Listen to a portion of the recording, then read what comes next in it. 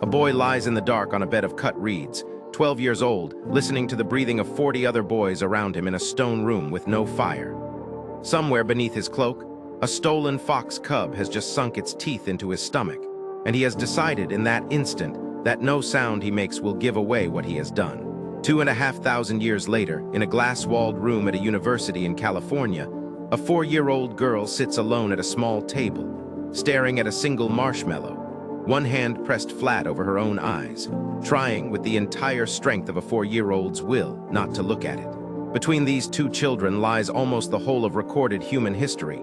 Different continents, different languages, different gods, different ideas about almost everything that matters. And yet they are doing in that moment precisely the same thing. They are practicing the oldest and least glamorous skill a human mind can acquire: the ability to want something, to feel the full force of that wanting, and to remain, for a little while longer, in command of what happens next. This is a film about that skill. Not motivation, which burns bright and goes out by morning. Not willpower in the way most people use the word, as though it were a tank that empties and cannot be refilled. This is a film about discipline as the ancient world actually understood it, as architecture. As something built, plank by plank, stone by stone, across years, and sometimes across an entire lifetime, by people who were rarely trying to inspire anyone at all. They were simply trying to become, before they died, the kind of person capable of holding weight. A farmer will hand back an empire he could have kept forever. A slave with a crippled leg will teach an emperor how to think. A swordsman will win his most famous duel before either blade is ever drawn. And in a laboratory, decades after all of them are gone, scientists will discover, almost by accident, that the ancients had already been right the entire time. We begin, as this story always begins, at dawn, with a bell no one has to be told to obey.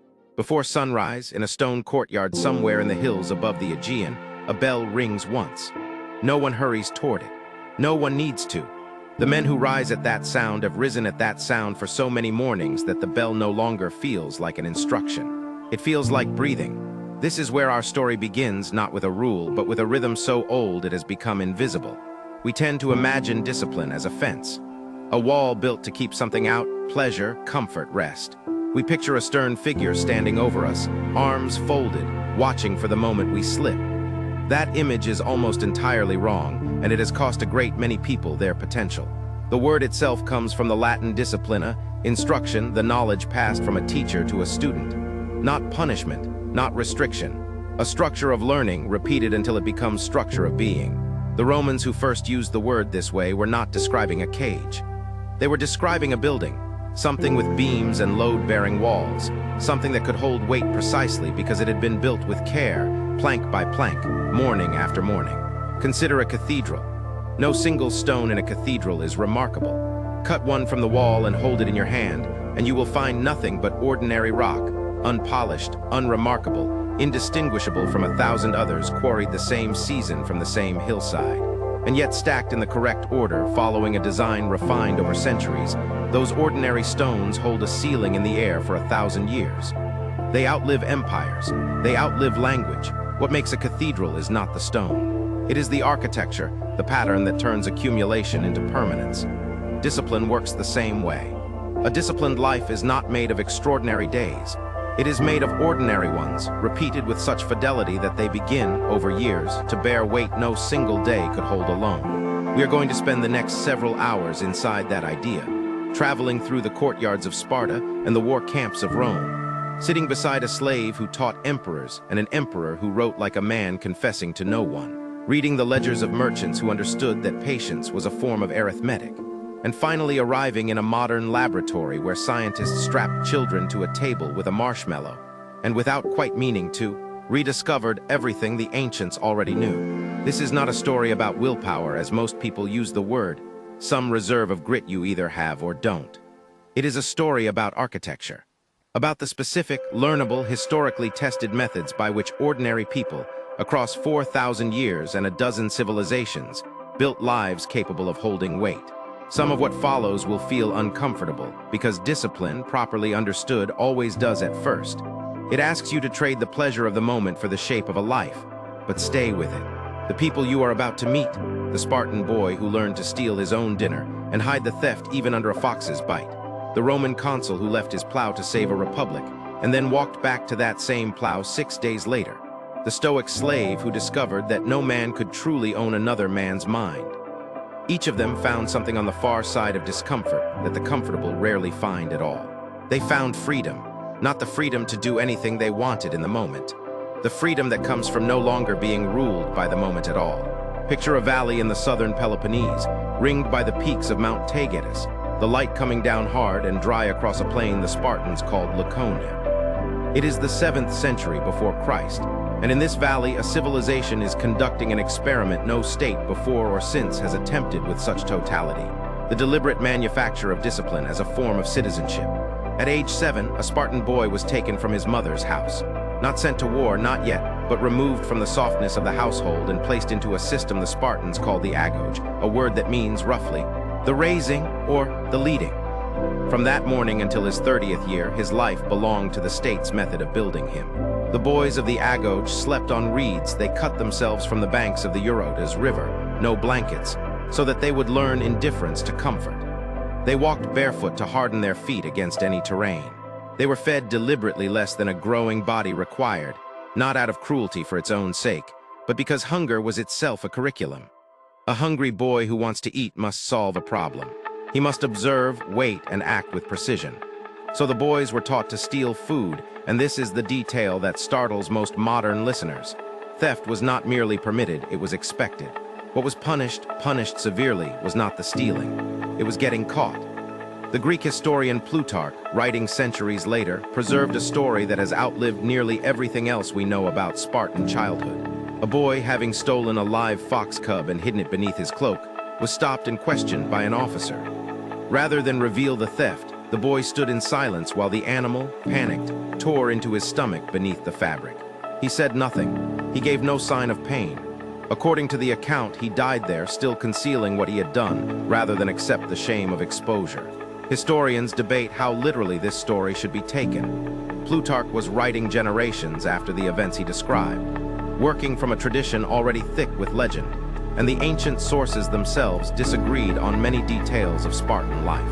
But whether the fox boy is history or parable hardly matters for our purposes, because the Spartans themselves told this story about who they believed themselves to be, and a story a civilization tells about itself, repeated to every child for centuries, becomes a kind of architecture in its own right.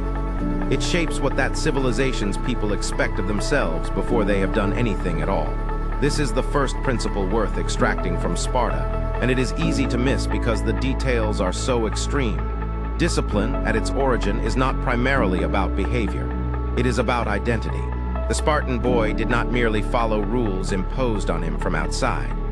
By the time he reached adulthood, the rules had become indistinguishable from his sense of who he was. He did not think of himself as a person choosing to endure hardship. He thought of himself simply as a Spartan, and endurance was what a Spartan did, the way breathing is what a lung does.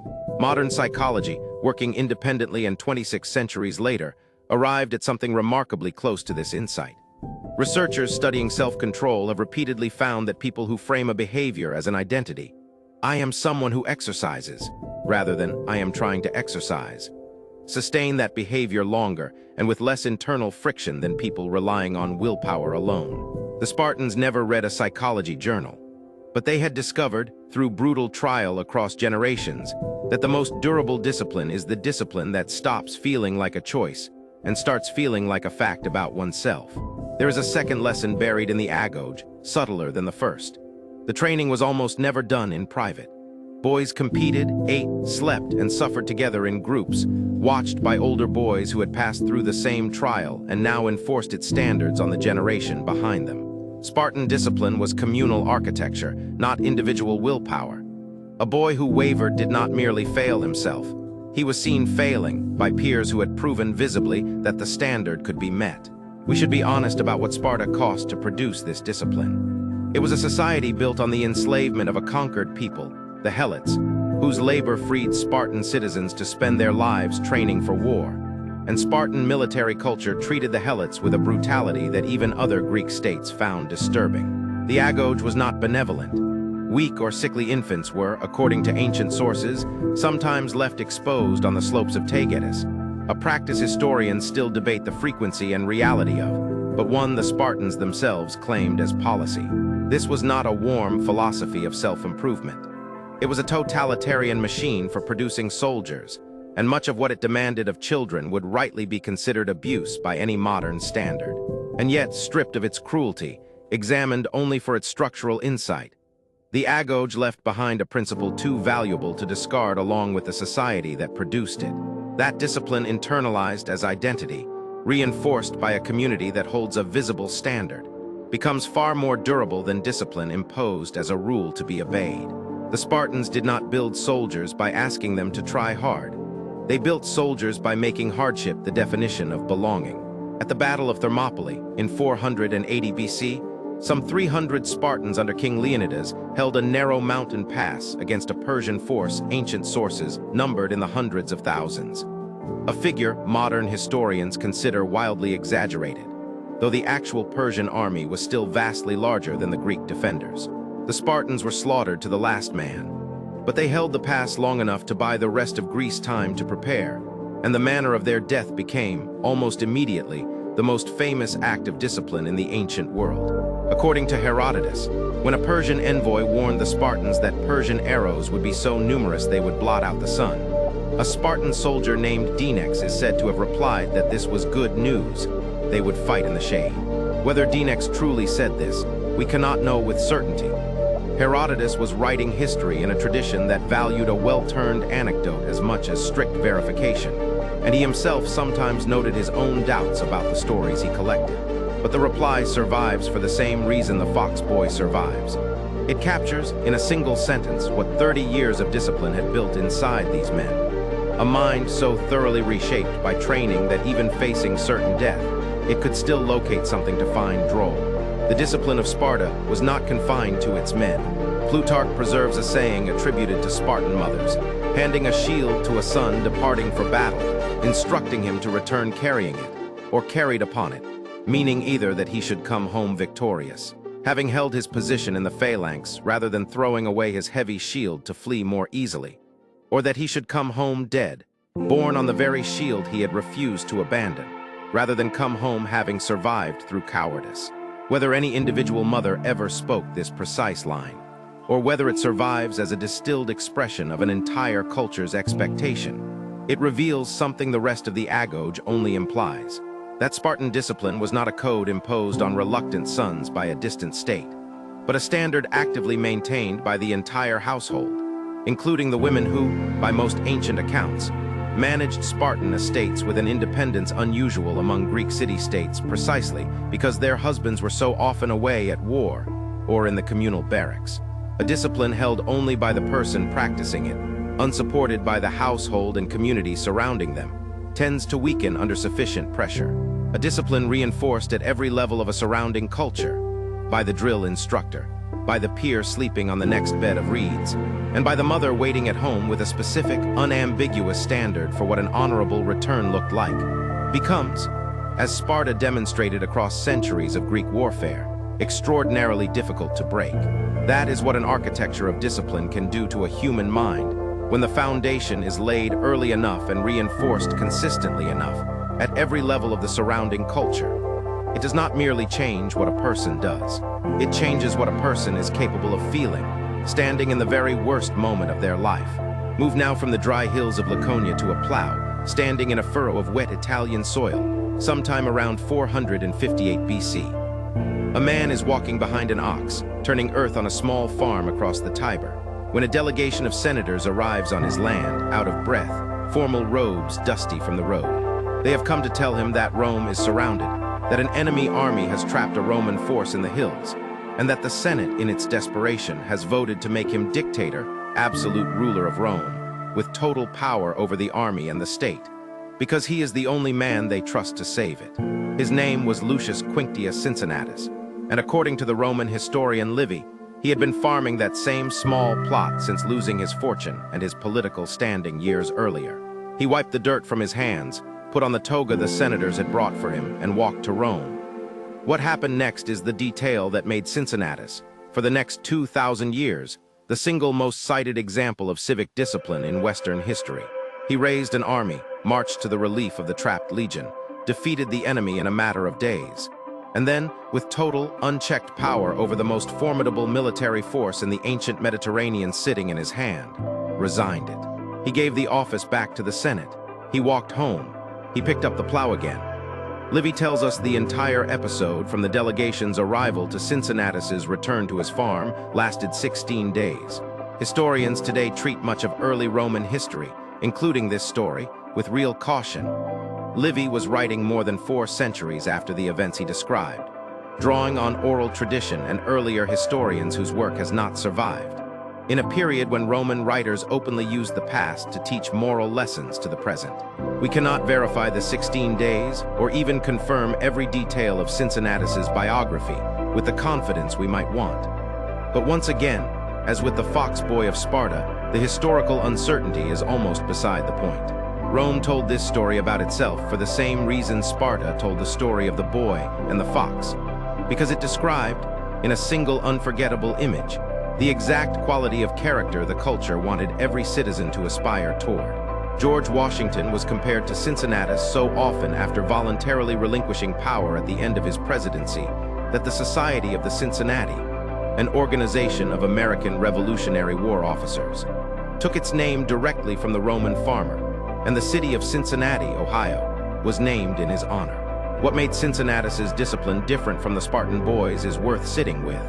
The agoge trained endurance, the capacity to absorb suffering without complaint. Cincinnatus demonstrated something almost the opposite, the capacity to hold enormous power without corruption. This is a much rarer discipline, and arguably a harder one. It is simple, relatively speaking, to train a body to endure hunger and cold. It is far more difficult to train a mind to relinquish authority voluntarily, at the exact moment that authority has become intoxicating, and walk back to an ordinary life without complaint or delay. Rome built an entire civic religion around this second kind of discipline, and it did so through one of history's more effective psychological technologies. The concept the Romans called disciplina itself applied specifically to military and civic life, meaning not merely obedience, but the internalized standard by which a Roman judged his own conduct even when no one was watching. Consider the structure of the Roman legion. A legionary's day was governed by an almost absurd precision. Camp was built, fully built, trenched, walled, and organized into the same standard layout every single night, even when the army expected to march again at dawn. Historians have long puzzled over why Rome insisted on this. Building a fortified camp from scratch every evening, then abandoning it every morning, cost enormous labor for a structure used for a single night. But the purpose was not primarily defensive. It was psychological. A legion that performed the same disciplined ritual every night, in the same order, according to the same design, arrived at any battlefield already having proven to itself, for the 1000th consecutive time, that it could execute a complex task under fatigue without deviation. The camp was a rehearsal. The battle was simply the same discipline, applied under higher stakes. The Roman military historian Vegetius, writing a manual of military practice several centuries after the Republic's height, put the underlying philosophy plainly. That Roman success in war came not chiefly from superior numbers or superior weapons, but from the discipline of the camp.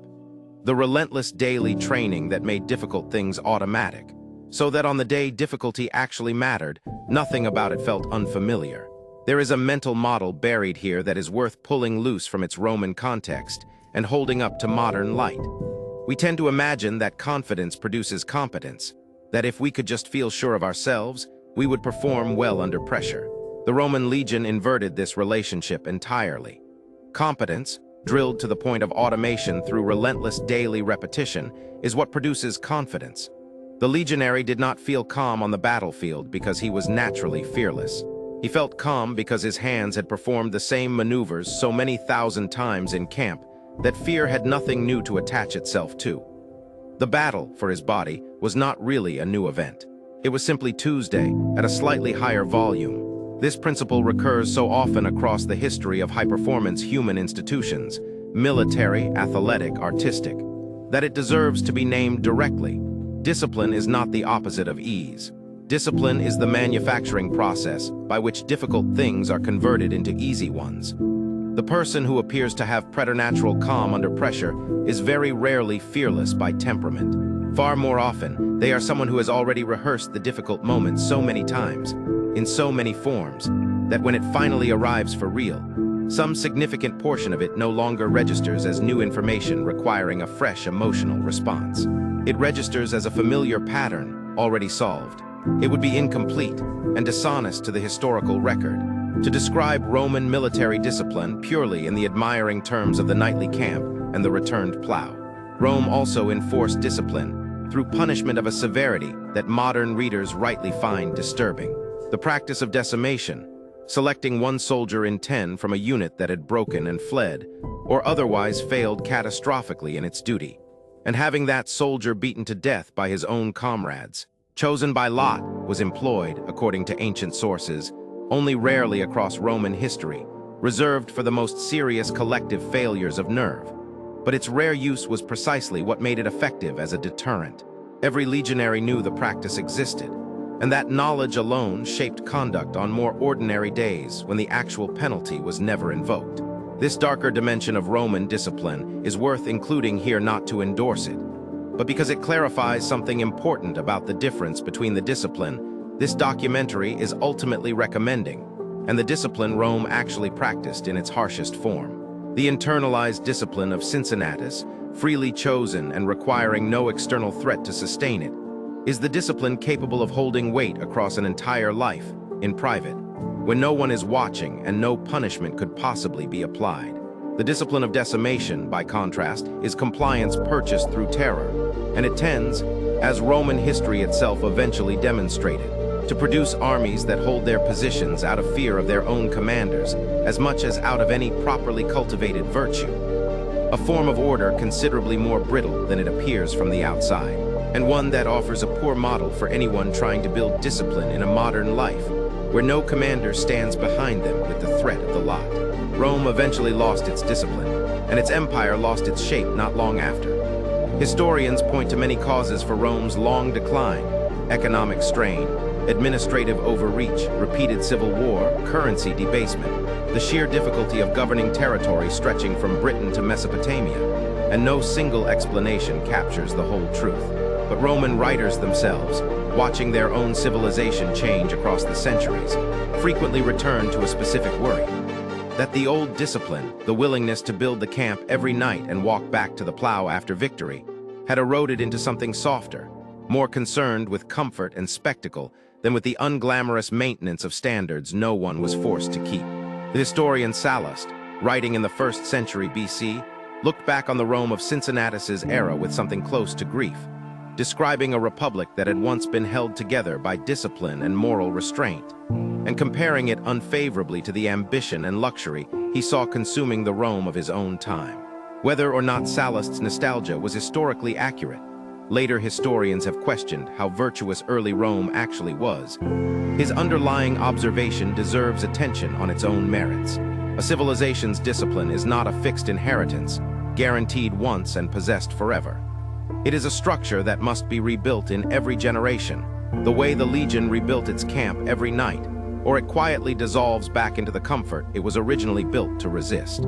Before we reach the painted colonnade where Zeno would eventually teach, we need to walk through the Athenian marketplace of an earlier generation, because the man Zeno sought out when he arrived penniless in Athens, Crates of Thebes, belonged to a philosophical lineage stranger, and more confrontational than anything the Stoics would later become known for. Crates had been trained by a man named Diogenes of Sino, and Diogenes, by every ancient account, was one of the most deliberately uncomfortable human beings who ever lived. Diogenes arrived in Athens sometime in the 4th century BC as an exile, banished from his home city of Sino after a financial scandal involving his father, who worked as a banker or minter of coins. The ancient sources disagree on the precise nature of the offense, but the broader outline is consistent. Diogenes lost his position, his money, and his home city in a single stroke, and arrived in Athens with nothing, in circumstances that, on the surface, resemble Zeno's own shipwreck a few decades later. What Diogenes did with that loss became legendary even in his own lifetime, preserved for us mostly through the biographer Diogenes Laertius, writing roughly 5 centuries afterward. and compiling a tradition already thick with anecdote and exaggeration by the time he got to it. We should hold these stories the way we have held every other anecdote in this documentary, as testimony to what a culture believed about a man, not necessarily as a court transcript of what he actually did, but taken together, the anecdotes describe a coherent and startling philosophy of discipline, one built not around endurance of hardship imposed from outside, as in Sparta, but around the deliberate, voluntary stripping away of every comfort a person could possibly need in order to demonstrate that none of it had ever been necessary in the first place. Diogenes is said to have lived, for a time, inside a large ceramic storage jar in the Athenian marketplace, having concluded that a house was an unnecessary complication for a life.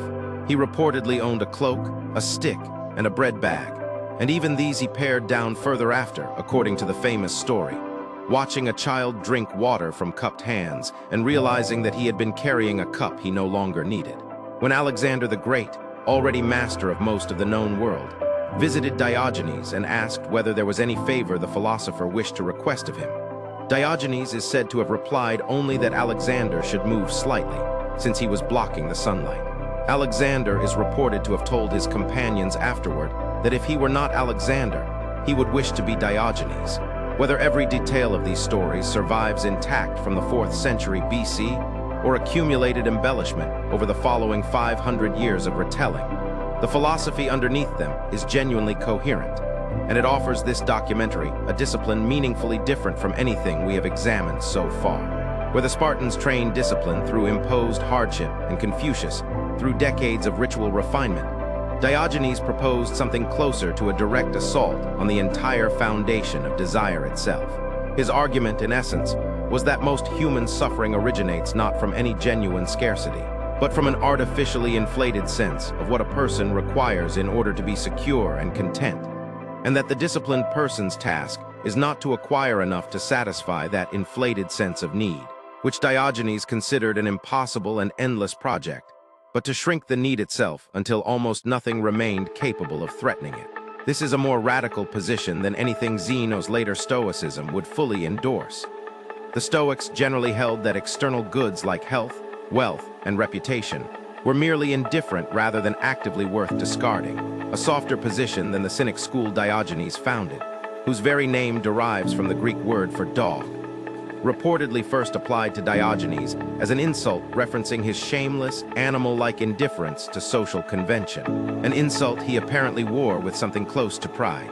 But the influence runs directly from Diogenes through Crates to Zeno, and traces of the Cynic instinct survive throughout later Stoic writing, particularly in Epictetus's own comfort with owning almost nothing. There is a version of Diogenes's discipline that translates usefully into a modern life, without requiring anyone to take up residence in a ceramic jar. It is the practice of periodically and deliberately testing which of our perceived needs are genuine, and which have simply accumulated, unexamined, through habit or social comparison. The subscription maintained out of inertia rather than use. The possession kept because discarding it would feel like an admission. The standard of comfort inflated so gradually across years that its true weight is never actually noticed.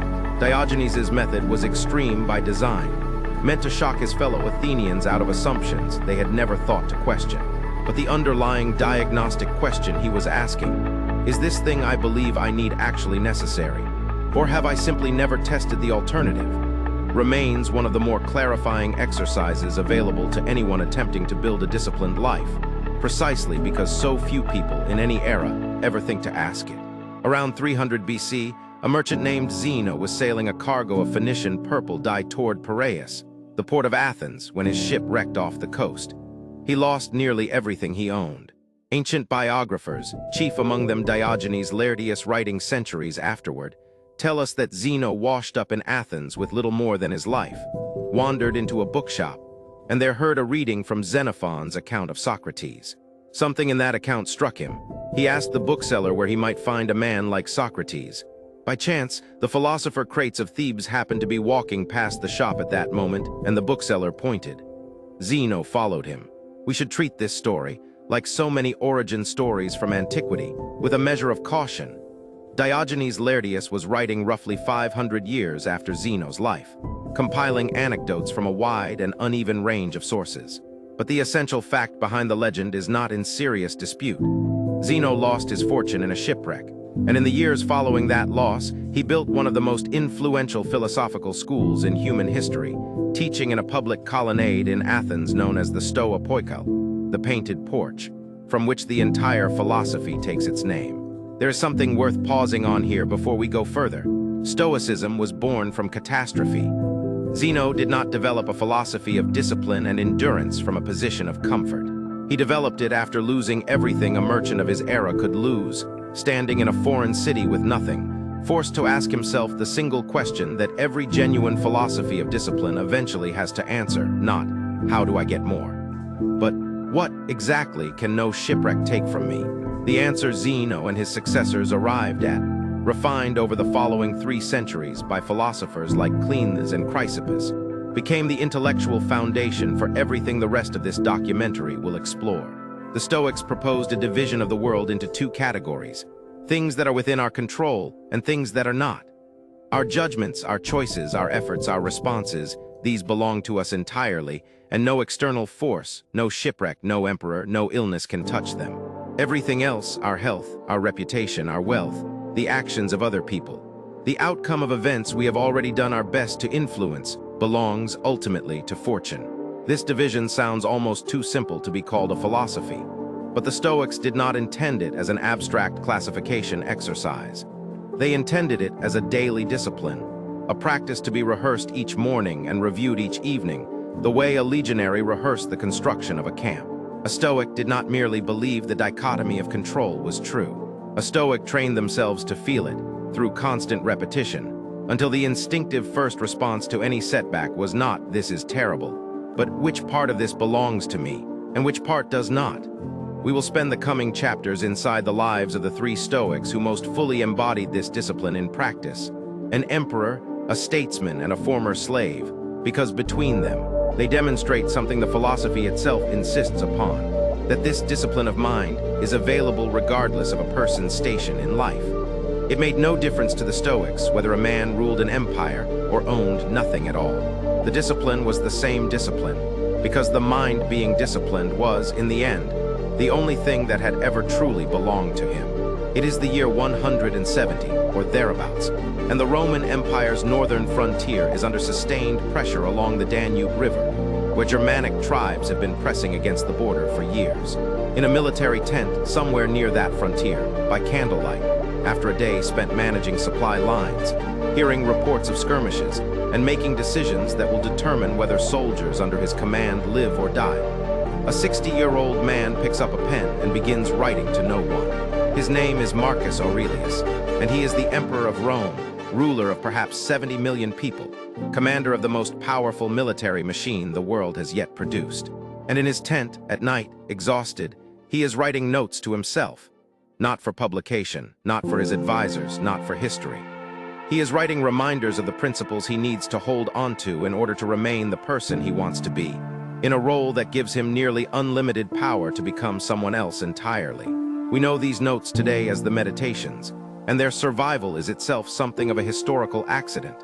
Marcus almost certainly never intended them to be read by anyone but himself, and it is not entirely clear how they came to be preserved and eventually published. What we are reading when we read the Meditations is not philosophy written to persuade an audience. It is a discipline log. It is a man auditing his own mind at the end of every difficult day, the way a legion inspected its weapons after a march. Consider what Marcus was defending himself against. He was, by nearly every ancient account, one of the most powerful men who had ever lived, at a moment in his life when flattery surrounded him constantly, and almost no one in his presence had any incentive to tell him the truth.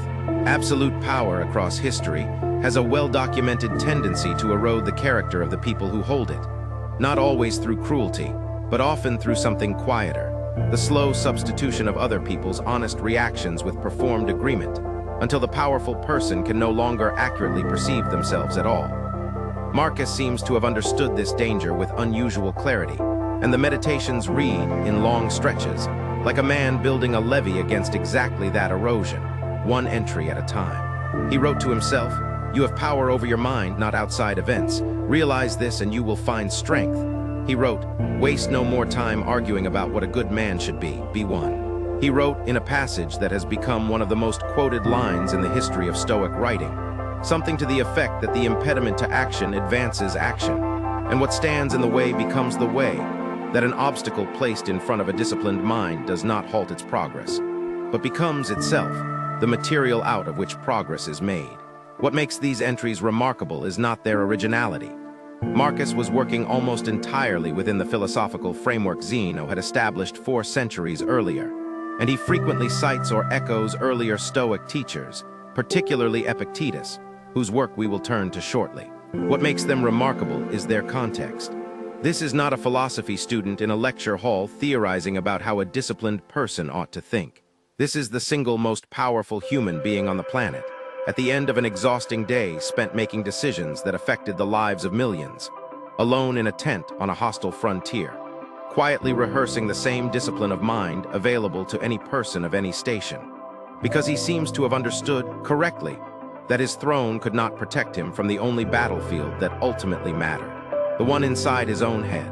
There is a particular entry, addressed to himself in the second person as so many of the meditations are, in which Marcus reminds himself that he will meet, in the course of the coming day, people who are meddling, ungrateful, arrogant, deceitful, envious, and unsociable, and that he should expect this, because he understands the nature of people who have not yet learned to distinguish good from evil. And then he adds something that reveals the actual architecture of his discipline, that he cannot be harmed by any of them, because none of them can implicate him in anything shameful, and he cannot be angry with a person who shares his own nature, or hate someone who is, in the deepest sense, his relative, since they are all made for cooperation, like the feet, the hands, the eyelids, the rows of upper and lower teeth.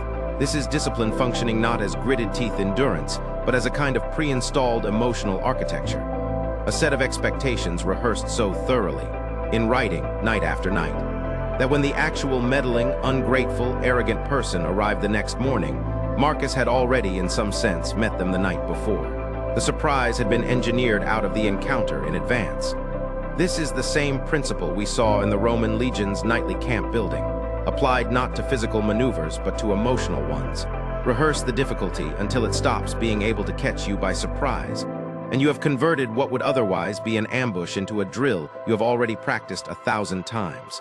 Marcus ruled during one of the more difficult stretches of the Roman Empire's history, presiding over a devastating plague, likely smallpox, brought back by soldiers returning from the eastern frontier, and now generally known to historians as the Antonine Plague. That may have killed millions across the empire, alongside near-constant warfare on the northern border that consumed much of his reign. He died, according to most ancient sources, in the military camp at Vindobona, roughly where Vienna stands today, still on campaign, still managing an empire under strain, in the year 180. He never lived to see the meditations published, because he never intended them to be published at all. He was simply, every night, doing the unglamorous, invisible work of maintaining an internal structure capable of holding weight. The same work, in principle, as the Spartan boy on his bed of reeds and the legionary digging his nightly trench, except that Marcus's tools were a pen, a candle, and an unflinching honesty about his own mind that very few people in his position, before or since, have managed to sustain. Of all the resources a person can lose, the Stoic philosopher Seneca argued that time was the one most carelessly guarded, and the one whose loss people noticed least until it was nearly gone. Lucius Annius Seneca was, by the standards of any era, an enormously wealthy man, a statesman, playwright, and advisor to the Emperor Nero, whose personal fortune, by some ancient estimates, rivaled that of the empire's wealthiest citizens. This detail matters because it makes Seneca a genuinely unusual figure in this documentary. Unlike Zeno, who lost his fortune, or Epictetus, whom we will meet shortly, who was born into slavery, Seneca wrote his philosophy of discipline from a position of real material comfort, and he was honest enough in his letters to interrogate that contradiction directly rather than pretend it did not exist. In his short treatise on the shortness of life, addressed to his father-in-law Paulinus, Seneca makes an argument that remains one of the sharpest pieces of writing on the subject of time management ever produced, more than 19 centuries before anyone used that phrase. He opens with a claim that would have struck his Roman readers as almost heretical. That life is not short, as people habitually complain. but that people waste so much of it that it only appears short by the time they notice its absence. It is not that we have too little time, Seneca argues. It is that we squander a great deal of it. He describes with an almost surgical precision the specific ways people allow their time to be stolen, not through any single dramatic loss, but through 1,000 small surrenders. Time given away to idle ambition, to the anxious pursuit of other people's approval, to grudges nursed long after the offense that caused them has been forgotten by everyone else involved, to drinking, to excessive sleep, to what Seneca calls the business of being busy, which he treats as one of the great and under-recognized thieves of a human life. The appearance of productive activity, filling hours with motion that produces nothing of lasting value, while a person's genuinely finite store of days quietly drains away beneath the noise. There is a passage in the essay where Seneca imagines a man on his deathbed, suddenly aware of how much of his life was spent on things that, in retrospect, meant nothing at all. And Seneca's point is not simply that we should feel guilty about this. His point is more precise and more useful than guilt. That time is the one asset every person, regardless of wealth or status, holds in genuinely equal and radically limited supply, and that a disciplined life is, in the most literal sense, simply a life in which that asset has been spent with intention rather than surrendered by default. Seneca's own life gives this idea a weight that pure philosophy alone cannot supply. In the year 65, he was implicated. The historical record is genuinely uncertain about how justly, in a conspiracy against Nero, the emperor he had once tutored and served, Nero ordered him to take his own life. According to the historian Tacitus, writing several decades later, Seneca received the order with composure, comforted the friends and family gathered around him, and calmly instructed a physician to open his veins, continuing to speak with those present, dictating his final thoughts as his life ended. We should treat Tacitus's account with the same historical caution we have applied throughout. Tacitus was not a neutral observer of the Julio-Claudian emperors, and his portrait of Nero's court is shaped by a clear moral argument about tyranny. But even allowing for that bias, the broader shape of the account has long been treated by historians as fundamentally credible, and it presents a striking final test of everything Seneca had spent decades writing about. A man who had built an entire philosophy around the discipline of using time well was, in his last hours, given the ultimate demonstration of how little of it remained.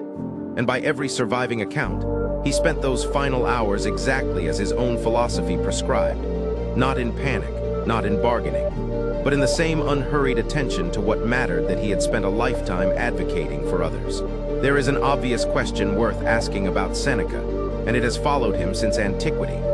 How does a man who wrote so persuasively about the dangers of wealth accumulate one of the largest fortunes in Rome? Ancient critics raised this contradiction during his own lifetime, and Seneca himself, to his credit, addressed it directly rather than dodge it, arguing in his essay on the happy life that the Stoic philosopher does not claim wealth is evil, only that it is indifferent to real virtue, a thing that may be used well or badly, and that the philosopher's obligation is not to refuse it, but to remain undisturbed whether it is present or absent. Modern readers can judge for themselves how convincingly Seneca lived up to that standard. But the underlying discipline he was describing, the capacity to hold what fortune has given you loosely enough that its removal would not undo you, connects directly to a mental exercise the Stoics practiced with striking regularity, one that deserves its own explanation, because centuries later it would resurface, almost unchanged, in modern psychological research on resilience and gratitude. The Stoics called it premeditatio malorum, the premeditation of evils, or more plainly, the negative visualization of loss. Seneca recommended that a person periodically imagine, in specific and unflinching detail, the loss of everything they valued: their wealth, their position, the people they loved, even their own life. This was not intended as morbid indulgence. It was intended as a form of inoculation. By rehearsing loss deliberately in a controlled setting before it arrived unannounced, a person builds a kind of psychological callus, the same way a Spartan boy's bare feet, hardened deliberately against rough ground, no longer register pain from surfaces that would cripple an untrained foot. When the loss eventually arrives for real, as it does for everyone, the disciplined mind meets it as something already partially familiar, rather than as a total, disorienting shock. Modern clinical psychology has independently rediscovered a close cousin of this practice: Cognitive behavioral therapists sometimes use a technique called decatastrophizing, in which a patient is guided to imagine their feared outcome in specific detail, and then walk, step by step, through how they would actually cope with it, a process that reliably reduces the anxiety attached to uncertain future threats, precisely because vague dread is almost always more paralyzing than a concretely examined possibility. Seneca, writing to a grieving friend 19 centuries earlier, had already arrived at the same clinical insight through nothing but careful observation of his own mind and the minds of the people around him, that we suffer more in imagination than in reality, and that the discipline of examining our fears directly, rather than fleeing from them, is very often what drains them of their power. If Marcus Aurelius represents the discipline of Stoicism practiced from the summit of human power, Epictetus represents something that makes his teaching, in some ways, even more remarkable. The same discipline, developed and taught by a man who began his life with no power at all. Epictetus was born into slavery around the year 55 in the Roman province of Phrygia, in what is now central Turkey. We know very little about his early life with certainty, but ancient sources agree that he was, for years, the property of Epictetus, a wealthy freedman who himself served as an official in Nero's court. According to a tradition recorded by later writers, Epictetus's leg was permanently crippled at some point during his enslavement. Some ancient accounts claim it was broken by his master's cruelty, though the details are impossible to confirm with certainty. What is far better documented is what he did with the mind that remained his own, regardless of what happened to his body. He studied philosophy under the Stoic teacher Musonius Rufus, and he seems to have absorbed the material with an intensity that eventually outgrew his circumstances entirely. At some point, Epictetus gained his freedom, and he went on to found his own school of philosophy, first in Rome and later, after the Emperor Domitian expelled philosophers from the city, in the Greek city of Nicopolis. He never wrote anything down himself. Everything we know of his teaching survives, because a student named Aurelius took notes during his lectures and later published them as the Discourses and the shorter Enchiridion, or Handbook. And it is worth pausing on the fact that Marcus Aurelius, the most powerful man in the world a generation later, kept a copy of this former slave's teachings close enough that he quotes and echoes Epictetus throughout the Meditations. The core of Epictetus's teaching is the dichotomy of control we encountered in Zeno's original framework, but Epictetus sharpened it into something closer to a weapon, honed by the specific experience of a man who had spent years with almost no control over his external circumstances at all. He opens the Enchiridion with a sentence that has echoed through every subsequent generation of Stoic thought, that some things are up to us, and some things are not up to us. Up to us are our opinions, our impulses, our desires, our aversions, in short, everything that is our own doing. Not up to us are our body, our property, our reputation, our position, in short, everything that is not our own doing. What makes this teaching land differently coming from Epictetus than it might from a philosopher who had never lost his freedom is the specificity of his examples. He does not speak abstractly about hardship. He speaks about the particular experience of a person whose body belongs, legally, to someone else, and he draws from that experience a conclusion that must have felt, to his students, almost defiant, that a person can enslave your body, but no one, not an emperor, not a master, not any external force whatsoever, can enslave your judgment, unless you surrender it yourself. Your reasoned choice, your capacity to decide how you will interpret and respond to what happens to you, remains entirely your own property under every circumstance, including the worst ones a human being can be made to endure. There is a teaching attributed to Epictetus, recorded in the Discourses, in which he addresses a student worried about losing something they love, a piece of property, or perhaps, more painfully, a person. Epictetus advises that whenever you find yourself growing attached to anything, you should remind yourself, quietly, of exactly what kind of thing it is, beginning with the least significant categories, and working up even to the people you love most.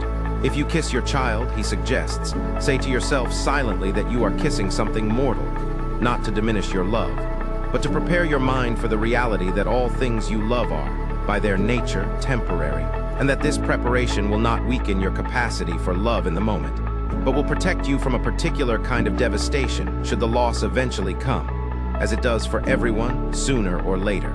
This is a difficult teaching, and it is worth being honest about that difficulty rather than smoothing it over. Ancient and modern critics alike have questioned whether the Stoic ideal of detachment from outcomes, taken to its logical extreme, risks producing a kind of emotional coldness incompatible with a fully engaged human life, a worry that even some ancient Stoics themselves debated. But there is a more generous and, most scholars would argue, more accurate reading of what Epictetus actually meant, and it circles back to the architecture we have been tracing throughout this documentary. He was not asking his students to stop loving. He was asking them to build in advance a mental structure sturdy enough to hold the full weight of loss when it eventually arrived. The same principle behind Seneca's premeditation of evils and the Roman legion's nightly camp. So that grief, when it came, would not also bring with it the added catastrophe of a mind entirely unprepared to bear it. Epictetus lived out his philosophy, by most accounts, with a consistency that impressed even his critics. He owned almost nothing, a simple house, according to tradition, with a single lamp, which after his death was reportedly purchased at an inflated price by an admirer hoping some of the philosopher's wisdom might have soaked into the object itself. A story Epictetus, who spent his teaching career warning against exactly this kind of misplaced attachment to objects, would very likely have found darkly amusing. What Epictetus offers this documentary that no other figure quite can is proof of concept under the hardest possible conditions. Sparta trained discipline into children through an entire state apparatus built for that single purpose. Marcus Aurelius practiced his discipline while commanding every resource an empire could offer. Epictetus developed his discipline with none of those advantages. No wealth, no freedom, no institutional support. For years, not even legal ownership of his own body. And arrived, by the end of his life, at a philosophy so complete and so rigorously tested against real deprivation that an emperor would later carry it into battle as his most trusted intellectual companion. If discipline of this depth was available to a crippled slave in the 1st century, the modern excuse that circumstances make discipline impossible becomes considerably harder to defend. Travel now eastward, away from the Aegean and the Tiber, toward the state of Lu in what is now Shandong province, China, in the 6th century before Christ. A man in his 50s, having failed to secure the political influence he had spent his life pursuing, has begun a long journey across the fractured states of a China not yet unified, accompanied by a small circle of students, teaching as he travels, largely unrecognized by the rulers he hopes might listen. His name in its Latinized form is Confucius, Kong-Fuzi, Master Kong, and by nearly every measure available to us, he died believing his life's central project had failed. He had wanted to reform the governance of his era, to persuade rulers to adopt what he considered a more virtuous and disciplined form of leadership, and no ruler of consequence had taken him up on it during his lifetime. It is one of history's more striking reversals that a man who died believing himself politically irrelevant would go on to shape the ethical and educational foundations of Chinese civilization, and much of East Asia beyond it, for the following 2,500 years. Confucian discipline differs in an important structural way from the Stoic discipline we have just spent 3 chapters exploring, and the difference is worth naming clearly, because it offers a genuinely different tool for the modern viewer's collection. Stoicism, at its core, is a discipline of the individual mind, training your own judgment to remain steady regardless of external circumstance. Confucian discipline, by contrast, is fundamentally relational. It is built around the concept of li, usually translated as ritual or propriety, the accumulated body of social forms, from the small daily courtesies between family members to the formal ceremonies of state, that Confucius believed, when practiced with sincerity rather than mere formality, gradually shaped a person's inner character through the disciplined repetition of outward behavior. This is a genuinely different theory of how discipline works, and it is worth sitting with the distinction. The Stoics generally argued that you discipline the mind first, and correct action follows from correct judgment. Confucius argued something closer to the reverse, that correct action, repeated with sincerity across years of practice, the daily courtesies, the formal ceremonies, the small rituals of respect between a child and a parent, a student and a teacher, a subject and a ruler, gradually reshapes the character of the person performing them, whether or not their inner state was fully virtuous at the outset. Practice the outward form of respect long enough, with genuine attention, and the inward disposition of respect eventually grows to match it. Confucius illustrated this idea with a description of his own life that has become one of the most quoted autobiographical passages in Chinese literature.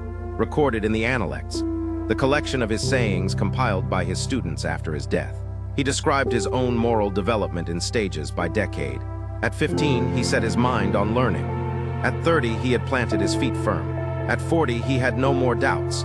At 50, he understood the mandate of heaven. At 60, his ear was obedient to receive the truth. And at 70, he could follow what his heart desired without transgressing what was right.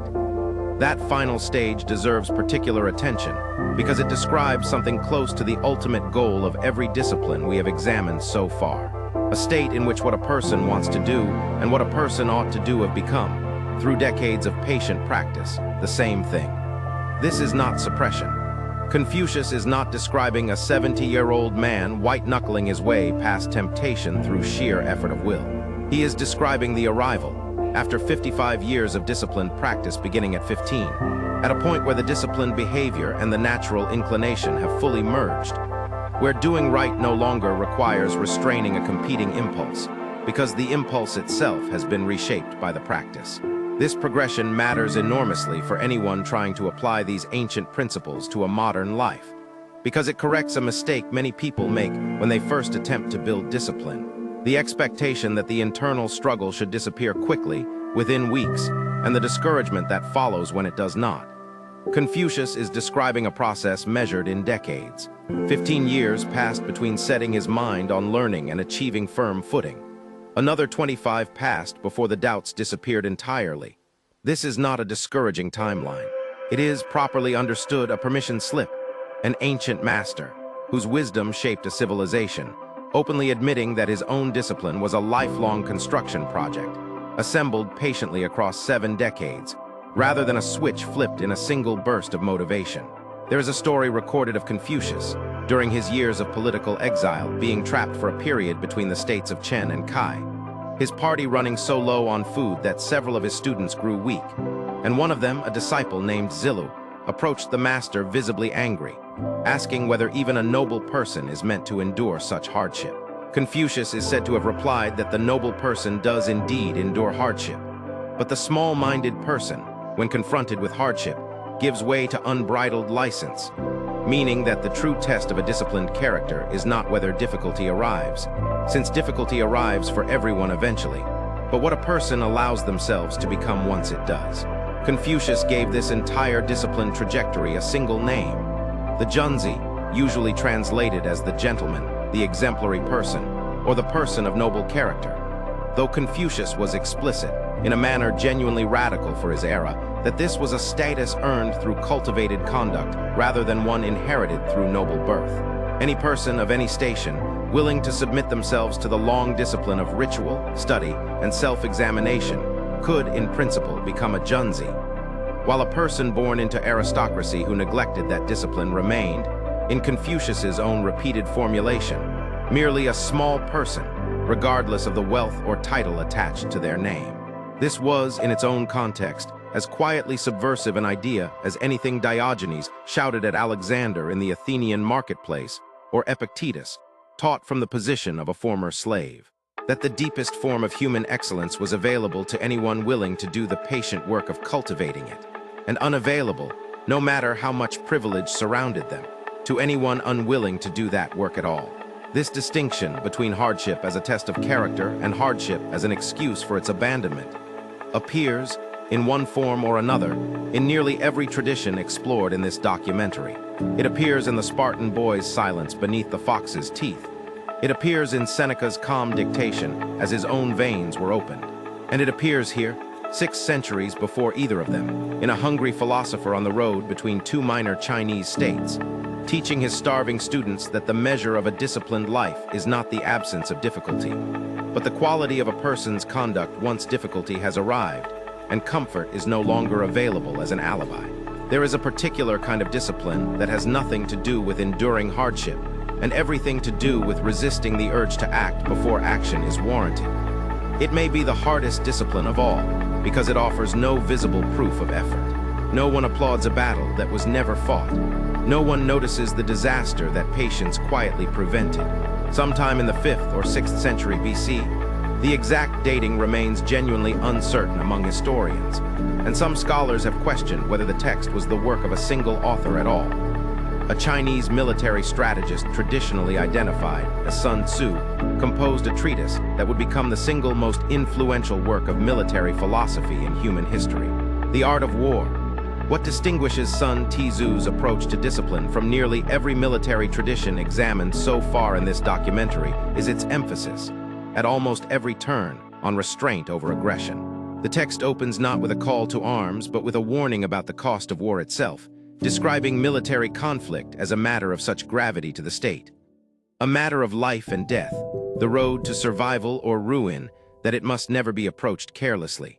This is, by the standards of ancient military writing across most civilizations, a genuinely unusual starting point. Sun Tzu is not interested in glorifying combat. He is interested in avoiding it wherever avoidance is possible, and winning it when it becomes unavoidable with the minimum expenditure of force required.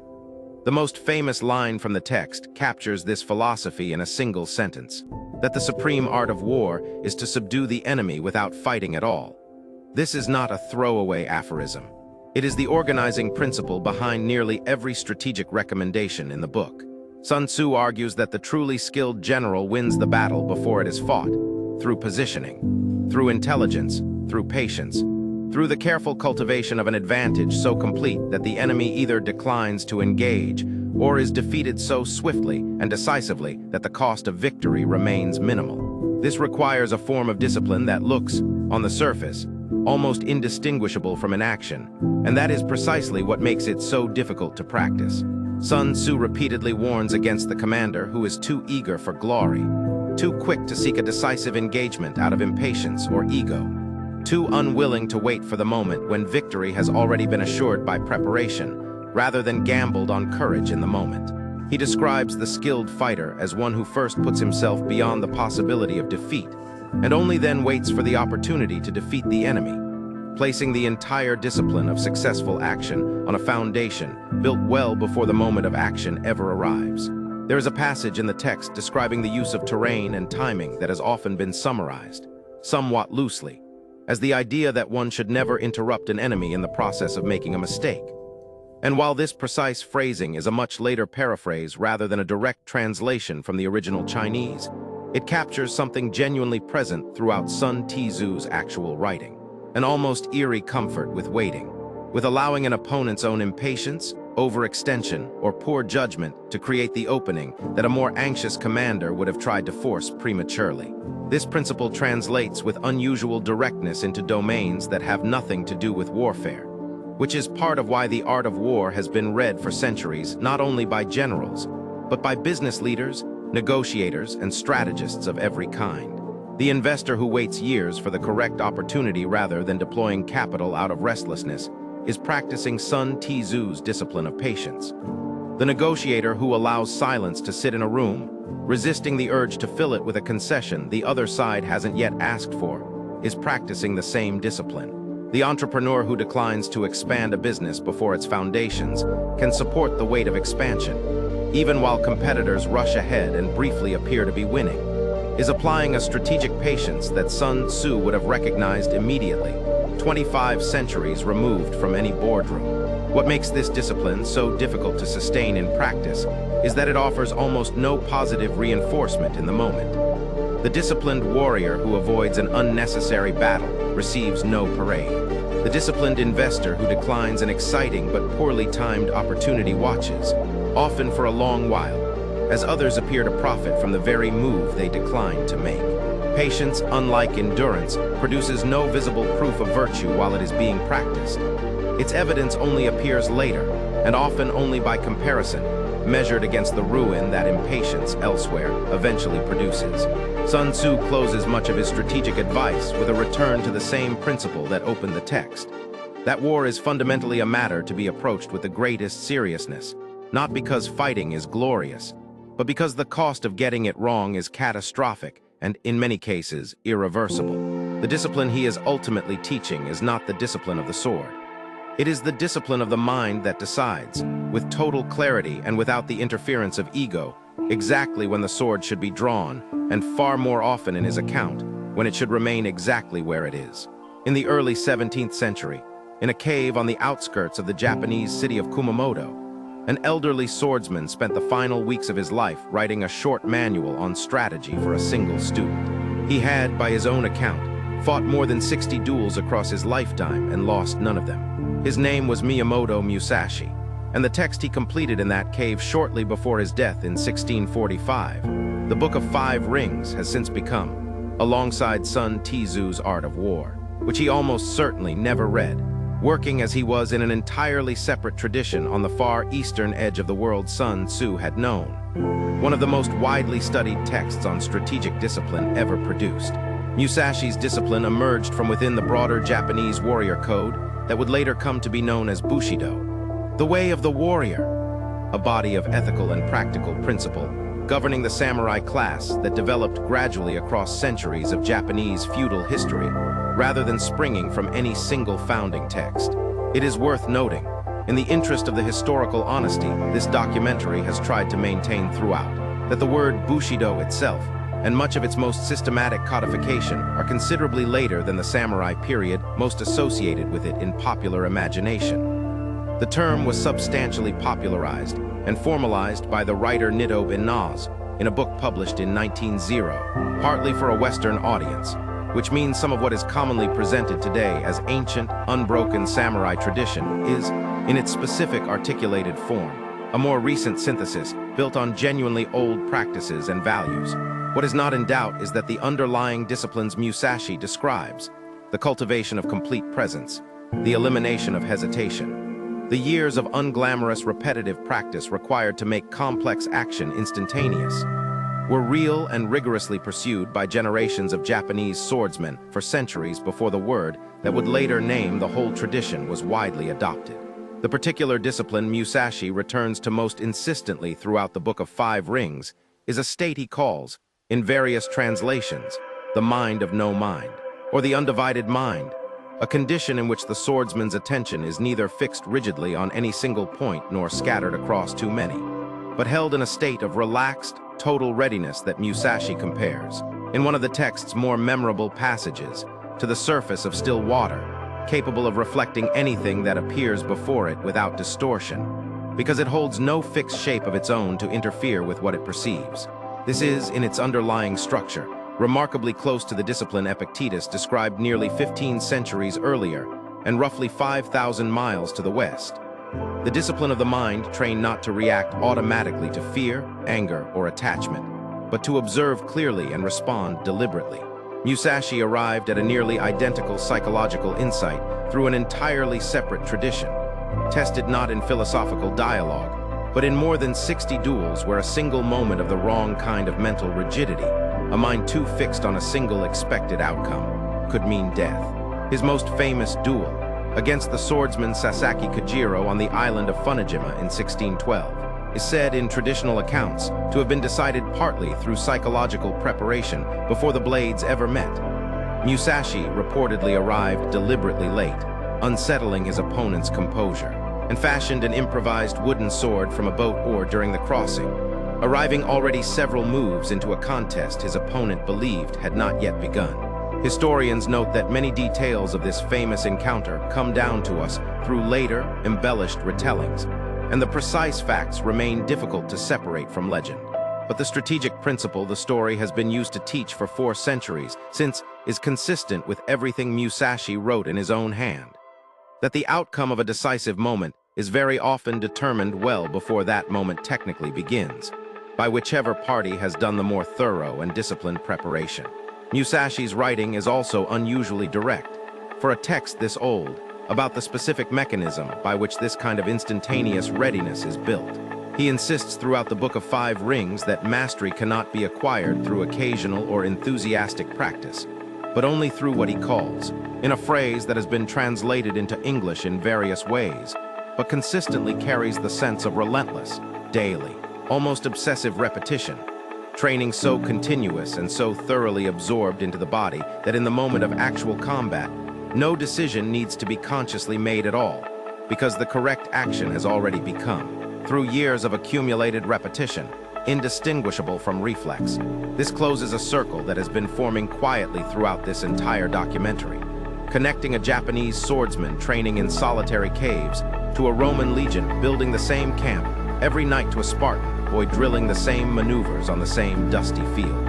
Across every geography and every century we have examined, the traditions that produced the most reliable discipline under real pressure arrived independently at the identical underlying method. Repetition so extensive and so consistent that the disciplined response no longer requires willpower to summon in the moment it matters, because by then, it is no longer being summoned at all.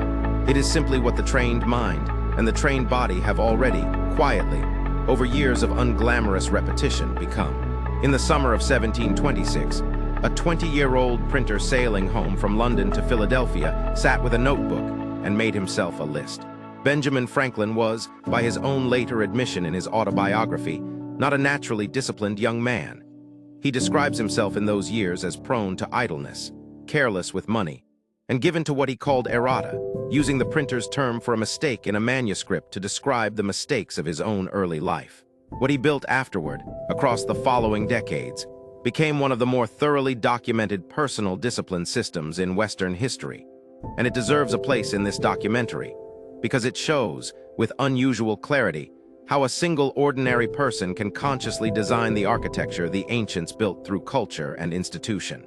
Franklin's method, described in detail in his autobiography, began with a list of 13 virtues he wished to cultivate, among them temperance, silence, order, resolution, frugality, industry, and humility, each defined with a short precept to clarify exactly what the virtue required in practice. He then constructed a small book with a page for each virtue, ruled into a grid of 7 columns for the days of the week, and resolved to devote 1 week at a time to concentrated attention on a single virtue, marking a small black dot in the appropriate box each evening whenever he found he had fallen short that day, while continuing to observe all 13 virtues in general throughout the entire cycle, which he intended to repeat 4 times each year. What makes Franklin's account genuinely useful, rather than merely charming, is his honesty about how the project actually went. He tells us plainly that he was surprised and somewhat humbled to find far more faults than he had expected, and that some, particularly order, the virtue of keeping every object and every task in its proper time and place, proved almost impossibly difficult to master, resisting his best efforts across years of repeated attempts.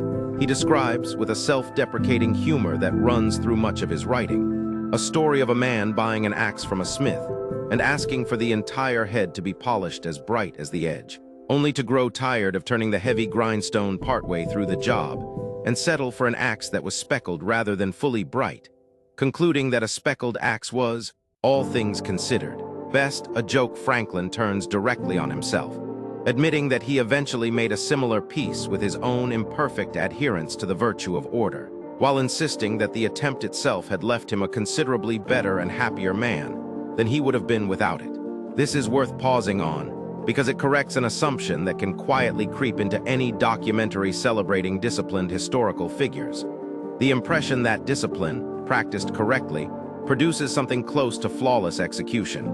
Franklin's own ledger, kept faithfully for years, is a written record of near-constant, minor, recurring failure. The same virtues marked with black dots week after week, year after year, never fully conquered.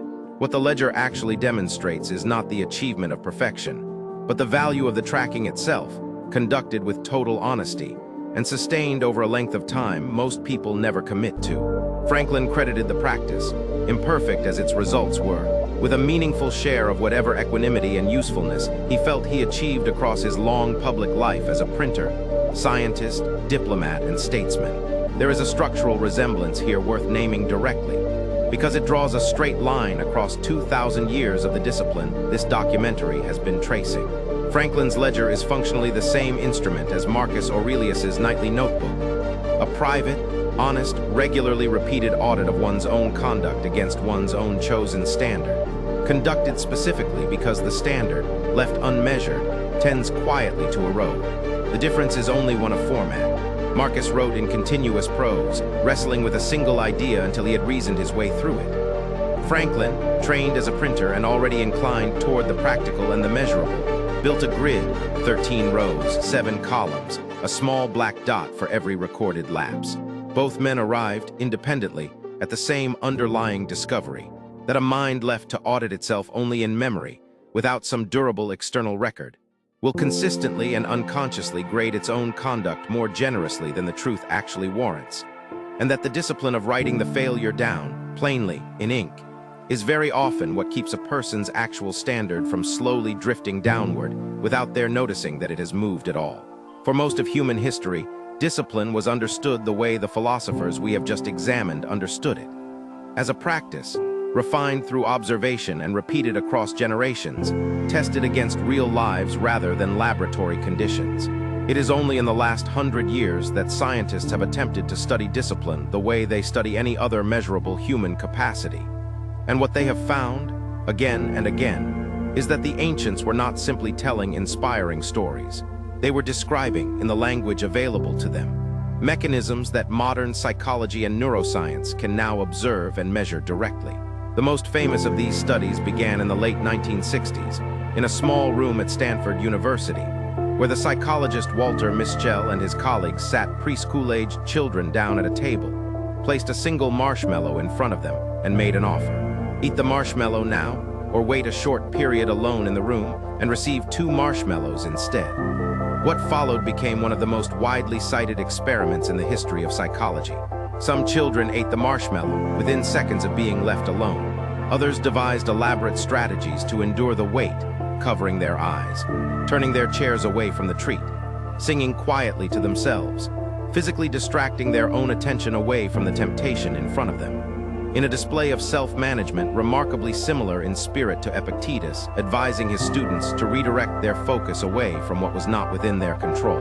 The study's long afterlife came from follow-up research conducted years later, which found that the children who had been able to delay gratification in that small Stanford room tended, on average, to show better outcomes across a range of measures years afterward, including academic performance and measures of coping ability under stress. This finding was popularized enormously in the following decades, often summarized in the media as proof that early self-control was destiny. It is important, in the interest of the historical honesty this documentary has tried to maintain throughout, to note that later, larger-scale replications of the marshmallow experiment complicated this picture considerably. A more rigorous 2018 study, conducted with a far larger and more socioeconomically diverse sample than Mischel's original small group of Stanford-affiliated children, found that the relationship between early delay of gratification and later life outcomes weakened substantially once researchers accounted for family background and economic circumstances. A child's ability to wait for the second marshmallow, it turned out, was itself heavily shaped by whether that child's life experience had taught them that adults reliably kept their promises. A child from an unstable environment, where promises were frequently broken, had entirely rational reasons to take the guaranteed marshmallow immediately rather than gamble on a second one that might never materialize.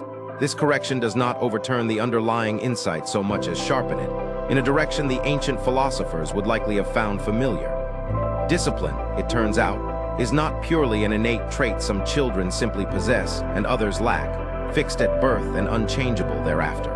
It is substantially shaped by environment, by trust, by the accumulated experience of whether patience has, historically, been rewarded.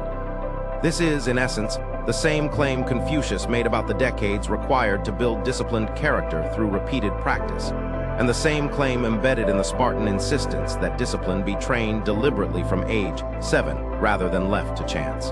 The capacity for discipline is not simply discovered in a person.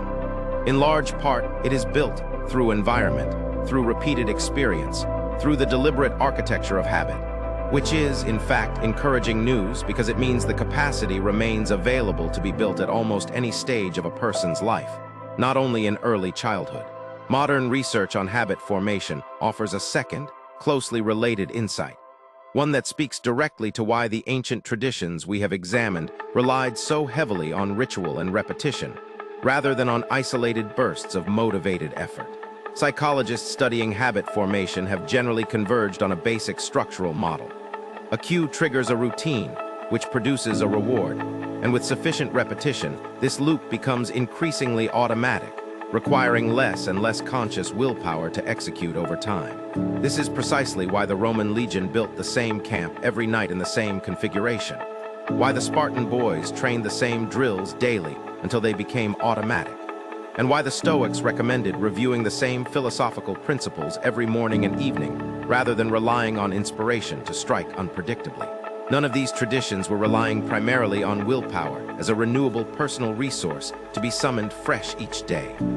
They were relying on the much more durable mechanism of automated habit, built through unglamorous repetition, so that the disciplined behavior eventually required no more conscious effort than the active breathing required of the Spartan boy who rose to the sound of the morning bell. There is a further finding from psychological research on self-control that deserves particular attention, because it directly echoes something we encountered in the story of Marcus Aurelius reviewing his own conduct by candlelight each night.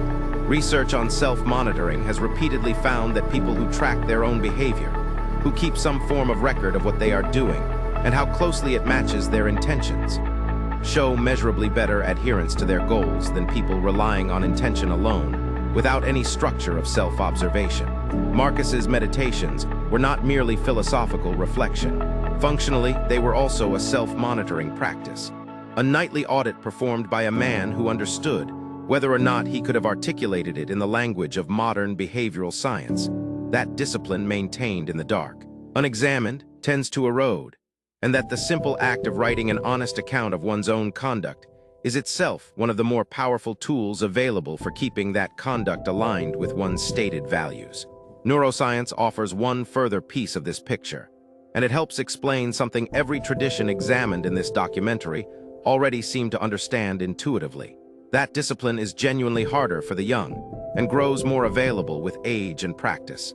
The prefrontal cortex, the region of the brain most closely associated with planning, impulse control, and the weighing of long-term consequences against immediate reward, is now understood to be among the last regions of the human brain to reach full structural maturity, with substantial development continuing into a person's mid-20s. This is a large part of why Sparta began its training at 7 and continued it for more than 2 decades, why Confucius described a process of moral development unfolding across 7 full decades, and why nearly every disciplined tradition in this documentary treats discipline not as a trait a young person either has or lacks, but as a capacity that must be deliberately built through sustained practice over a very long developmental window, because the underlying biological architecture required to sustain it is, quite literally, still under construction for a large portion of that time.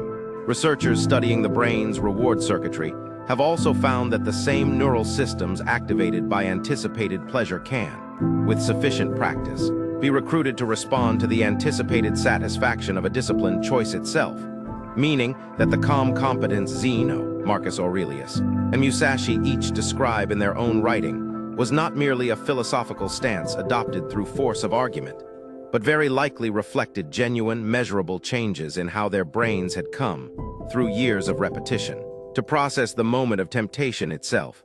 Taken together, this modern research does not overturn what Sparta, Rome, the Stoics, Confucius, and Sun Tzu independently discovered across 4 separate civilizations and roughly 1,000 years of history. It largely confirms it, while adding a layer of mechanism the ancients could observe in their own lives but could not fully explain. That discipline is built through environment and repetition rather than summoned through raw willpower alone. That automated habit is more durable than motivated effort, and that regular, honest self-examination is one of the most reliable tools available for keeping a disciplined life on course across the long stretches of ordinary time in which no one, including the person practicing the discipline, is watching closely at all. In the small city of Omaha, Nebraska, an investor has spent more than half a century building one of the largest fortunes in the history of finance, using a method so unglamorous, so devoid of drama, that for many years the financial press struggled to understand why it worked at all. Warren Buffett did not become one of the wealthiest people alive by predicting the future more accurately than his competitors, or by taking larger risks, or by moving faster than the market around him. He became wealthy by his own repeated account, and by the account of nearly everyone who has studied his career closely, through the disciplined, decades-long refusal to abandon a small number of simple principles regardless of what the market around him happened to be doing in any given year. Consider the shape of Buffett's public reasoning, much of it laid out across decades of annual letters to the shareholders of his company, Berkshire Hathaway, letters that have themselves become something close to a modern echo of Marcus Aurelius's private notebook, except written for an audience of investors rather than for the author alone, and repeated year after year with a consistency that has itself become part of their teaching. Buffett has written, in various forms across many of these letters, that the stock market is a device for transferring money from the impatient to the patient. He has described his preferred holding period for a great business as ideally forever. He has repeatedly warned his shareholders against the temptation to act simply for the sake of acting, to trade, adjust, and intervene not because circumstances genuinely demand it, but because doing nothing for long stretches of time can feel to an anxious mind indistinguishable from doing nothing wrong. This is, in almost every particular, Sun Tzu's discipline of patience, relocated from the battlefield to the balance sheet. Buffett has been explicit, in interviews across decades, that his approach to investing decisions mirrors the discipline of a baseball hitter waiting for the ideal pitch, rather than swinging at every ball thrown across the plate. A metaphor he borrowed from his own mentor, and one that describes almost exactly the strategic patience Sun Tzu attributed to the skilled general who first makes himself invulnerable to defeat, and only then waits, without anxiety, for the moment when the enemy's position becomes exploitable. Buffett's longtime business partner, Charlie Munger, who worked alongside him at Berkshire Hathaway for more than 4 decades until his death in late 2023, developed his own closely related account of this same discipline, built around what he called the discipline of avoiding stupidity rather than the pursuit of brilliance. Munger argued, in numerous speeches and interviews across his career, that inverting a problem, asking not, "How do I succeed?" but "What would guarantee failure, and how do I avoid doing that?" was frequently a more reliable path to good outcomes than the more common approach of chasing every promising-looking opportunity that presented itself. This inversion is, in its structure, remarkably close to the Stoic dichotomy of control. Rather than expending energy chasing outcomes that remain substantially outside one's control, the disciplined actor focuses instead on the conduct that is fully within their control, the avoidance of clear, foreseeable, and unforced errors. Munger was also, throughout his career, unusually direct about the compounding nature of disciplined habits, financial and otherwise. He frequently observed that very few people achieve extraordinary financial outcomes through a single brilliant decision. Far more commonly, wealth accumulates the way Seneca described a well-spent life accumulating meaning, through the patient, compounding accretion of many small, disciplined decisions made consistently over a very long span of time. None of them individually remarkable, each one simply correct, repeated often enough that their combined effect eventually becomes difficult to distinguish from genius. There is a specific quality of Buffett and Munger's discipline worth isolating, because it applies well beyond the world of investing. Both men were, by every account of those who worked closely with them, notably indifferent to the social pressure of appearing busy or active. Buffett has described spending the large majority of his working life reading, often 5 to 6 hours a day, rather than engaging in the constant meetings, calls, and visible activity that our modern culture often mistakes for productive work. This is, again, Seneca's warning about the theft of time through the mere appearance of business, echoed almost 19 centuries later by one of the wealthiest men in the world, who arrived, through his own long practice, at precisely the same conclusion Seneca reached from his study in 1st century Rome, that the appearance of activity and the substance of disciplined, valuable work are very often not the same thing at all, and that a person serious about building something durable must learn to tell the difference and choose the latter, even when the former looks, to an outside observer, considerably more impressive in the moment. There is a mathematical property underneath Buffett's entire career that deserves to be named directly, because it is the clearest possible illustration of why this documentary has insisted, from its opening chapter, that discipline behaves like architecture rather than like a single decisive act. Compounding, the process by which returns are earned not only on an original sum, but on the accumulated returns of every previous period, produces a curve that looks, for a very long time, almost indistinguishable from flat, unremarkable growth, before eventually bending upward with a steepness that can appear, to someone who has not watched the early years closely, like a sudden and unexplained transformation. The overwhelming majority of Buffett's own net worth, by his own account, and by the account of biographers who have studied his financial history closely, was accumulated after he had already passed the age of 50. not because his methods changed in later life, but because the same disciplined approach, compounding patiently across an additional 2 or 3 decades, had simply been given the additional time it required to bend upward into the scale, for which he eventually became famous. This is a discipline almost perfectly opposed to the instincts of a culture that measures progress in fiscal quarters and expects visible results within weeks of any new effort. It rewards, specifically and only, the person willing to maintain a sound method through the long, visually unremarkable early stretch of the curve, on nothing more than the patient confidence that the mathematics underneath it, given enough uninterrupted time, will eventually do what mathematics reliably does. What connects Buffett and Munger's discipline back to Sparta, Rome, and the Stoics is not superficial resemblance. It is the same underlying architecture, applied to a different domain. Endure short-term discomfort, the discomfort of appearing slow, unadventurous, even boring to a market obsessed with speed, in service of a structure built to hold weight across decades rather than quarters. Resist the pull of every available action in favor of the discipline to wait for the correct one. Track your own decisions honestly, the way Marcus Aurelius tracked his own conduct, so that error can be identified and corrected rather than repeated in the dark. None of these principles are new. Buffett and Munger did not invent them. They rediscovered them independently through the same unglamorous method every disciplined tradition in this documentary has relied upon. Patient, repeated practice, examined honestly, sustained across a length of time most people are simply unwilling to commit to in advance. We have already met one figure whose discipline in leadership became the template against which nearly every subsequent example would be measured: Cincinnatus, walking away from absolute power to return to his plow. It is worth, before closing this documentary's historical survey, examining 2 later leaders who each, in their own way, drew directly and consciously on that same tradition, because the way they applied it reveals something further about how discipline functions specifically in positions of authority. George Washington studied the classical world closely, and he was keenly aware of the Cincinnatus comparison being drawn around him even during his own lifetime.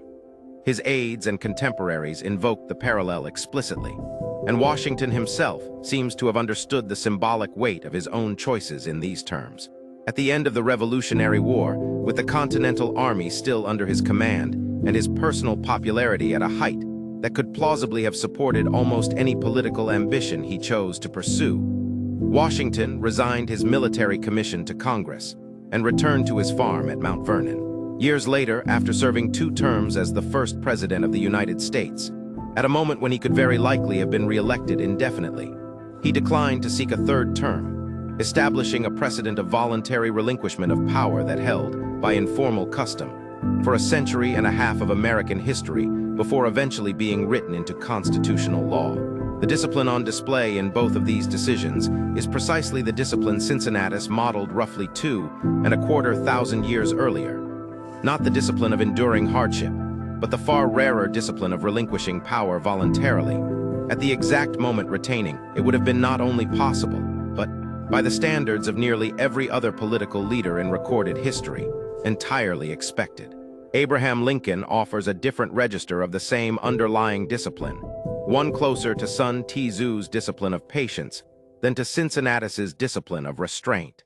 Across the early years of the American Civil War, Lincoln faced enormous public and political pressure to replace his military commanders, to force decisive engagements before his generals believed their armies were adequately prepared, and to respond immediately and forcefully to nearly every provocation, insult, and crisis that reached his desk. Historians studying Lincoln's presidency have repeatedly noted a specific habit he developed for managing his own temper under this pressure. When angry at a subordinate or rival, Lincoln would frequently write out a long, forceful letter expressing his full and unrestrained frustration, and then set it aside, unsent, sometimes for days, sometimes permanently. A number of these so-called hot letters survive in the historical record, never mailed, discovered among Lincoln's papers only after his death. This habit, whether or not Lincoln himself had ever encountered Stoic philosophy directly in any formal sense, is functionally identical to the discipline Epictetus and Marcus Aurelius practiced through their own writing, creating a deliberate gap between the immediate emotional impulse and the external action that impulse wanted to produce. using that gap to allow the initial flood of feeling to pass before any irreversible decision was made. Lincoln seems to have understood, through hard practical experience rather than formal philosophical training, exactly what the Stoics had argued centuries earlier, that the emotion itself was not the problem to be eliminated, and probably could not be eliminated in any case, but that the immediate, unexamined action the emotion wanted to produce was frequently the actual source of regret, and that a disciplined pause, even a brief one, was often sufficient to separate a leader's worst impulses from his actual conduct. A further example from a very different set of circumstances sharpens this same point. During the Cuban Missile Crisis of October 1962, President John F. Kennedy faced repeated pressure from several senior military advisors to authorize immediate airstrikes against Soviet missile installations being constructed in Cuba. A course of action several of his advisors believed was not only justified but strategically necessary. Declassified recordings of the executive committee meetings held during that crisis, released decades later and since studied extensively by historians, reveal a president who deliberately slowed the pace of decision-making at nearly every turn, insisting on additional information, additional options, and additional time for reflection, even as some in the room pressed urgently for immediate and irreversible action. Kennedy ultimately chose a naval quarantine of Cuba rather than a strike, a slower and less immediately satisfying response that nonetheless avoided the direct military confrontation with the Soviet Union that a number of historians believe an immediate airstrike might well have triggered. The discipline on display here is close cousin to Lincoln's unsent letters, and to Sun Tzu's warning against the commander too eager for a decisive engagement. The deliberate insertion of time and reflection into a moment when nearly every psychological pressure in the room was pushing toward instant, forceful action, on the calculated judgment that the discipline to wait, even briefly, even under enormous pressure, was itself the more strategically sound choice. There is a common thread running through Cincinnatus, Washington, Lincoln, and Kennedy that connects directly back to the central argument of this documentary. In each case, the discipline that mattered most was not visible to the public in the moment it was exercised. No one watched Washington decide, alone, not to seek a third term. No one read Lincoln's angry letters as he wrote and then set them aside. The discipline that shaped the outcome of each of these moments occurred entirely in private, in decisions that left no immediate trace, and became visible to history only afterward, in the shape of what these men chose not to do. This is, in the end, perhaps the single most consistent finding across every tradition and every figure examined across this entire documentary. From the Spartan boy silent beneath the fox's teeth, to the investor in Omaha, declining to trade simply for the sake of appearing active. The discipline that ultimately determines the largest outcomes in a life or a leadership is rarely the discipline performed in public, where an audience provides its own reinforcing pressure to maintain appearances. It is the discipline maintained in the room where no one else is watching, the choice made alone at the plow at the writing desk, in the quiet hour before dawn when the bell has not yet rung, and there is, in that moment, still nothing at all forcing the correct decision except the structure a person has spent years, sometimes decades, quietly building inside themselves. In October 1915, in the frozen Weddell Sea off the coast of Antarctica, a wooden ship named the Endurance was slowly crushed by pack ice that had held it locked for nearly 10 months.